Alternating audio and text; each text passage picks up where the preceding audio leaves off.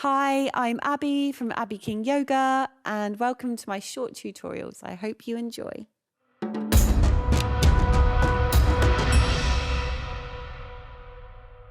And today's tutorial is going to be a Pincha Mayurasana, or Pincha.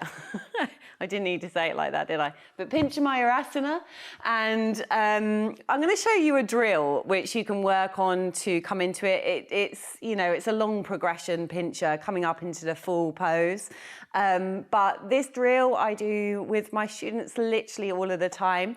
It's great for getting the strength in the shoulders and getting the shift forward into the shoulders as you start to come up to Pincha. It gives you so much more control if you can get the shoulders forward and still keep the strength in them to then step your way up. So once again, you'll need a block. These come in very handy, these blocks. We use them a lot. But if you don't have a block, you can use a book. That's fine. So you're going to wrap your hands around the block. So your fingers are to the sides and your thumbs are at the lowest point. And you're going to place the block down. And you want to have your elbows underneath your shoulders pretty much. Narrower the better. You don't want them like flaring out because your shoulders will start to collapse. So like pressing down. We're still connecting to Hasta Bandha. So Hasta Bandha is where you find hands towards earth and you want to grip the fingertips, because when you're starting to come up into pinches or inversions or arm balances, your hands become your feet. So you have to use them like your feet. Like you have to find the integrity there. So we're going to bring the elbows underneath the shoulders, grip the fingertips, wrap the block. And if you can start with this if you're unfamiliar with this, where if you watch my upper back, if I inhale and lift up between my shoulder blades, and with the exhale, I let my shoulder blades collapse and I let my heart space lower, and I inhale, I press into the earth, I feel the lift between the shoulder blades, and as I exhale, I almost dump into the shoulders and I let the chest draw down. Which option should it be to come up? Oh yeah, you were right. It's the lift upwards. So feel that little lift up at the shoulder blades, and then you're going to lift up to the dolphin with the block. So often I will find that students are like, I say, bring your feet in a little bit closer, and they bring their feet in closer. And by doing that, if the flexibility isn't there in the posterior chain, the shoulders come forward too much. So obviously it depends on you, it depends on your anatomy. When we say bring the feet in closer to the elbows, it really depends on your flexibility in the posterior chain to enable that. So you're feeling that lift between the shoulder blades, you're walking the feet in, energizing down. You're going to see the more I press down, the more I lift between my shoulder blades, the more these lats switch on.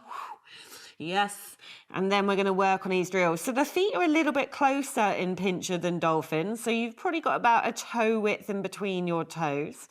And you want to almost be thinking about squeezing an imaginary block in between your thighs, your adductors, and feel that lift of the Mulabandha Uddiyana. The spine is long.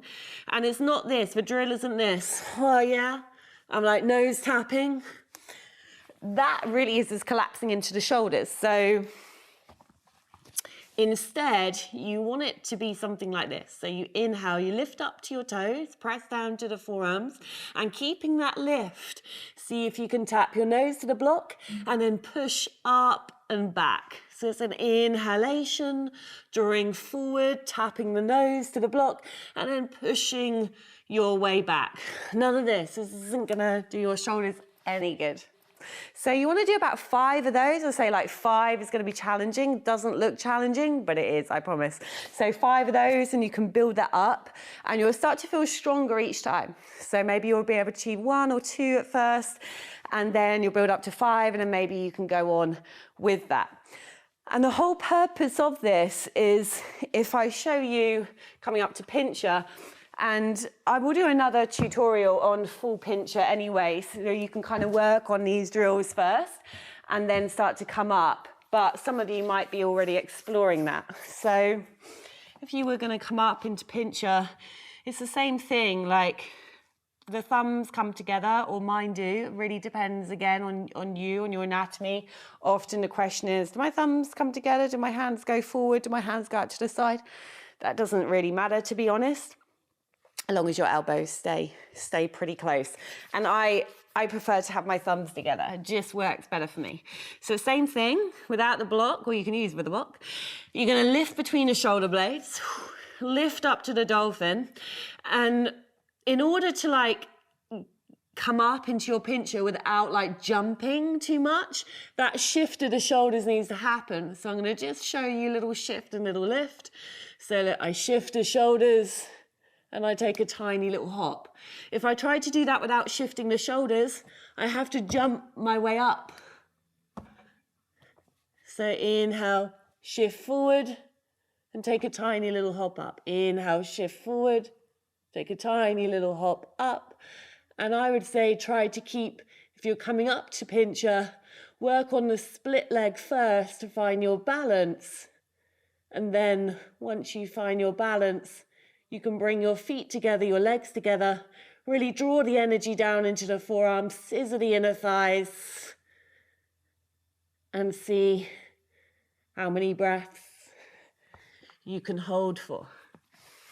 But I wouldn't like start coming up until you feel really nice and stable in your shoulders. There's so many more things you can do with that, coming up to the wall and doing L shapes, etc. And I will go through them with you on another tutorial.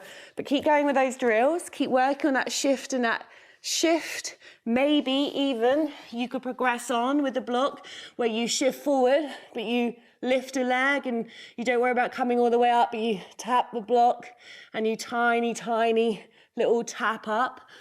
And then that will start to get you ready to coming all the way up into the pose.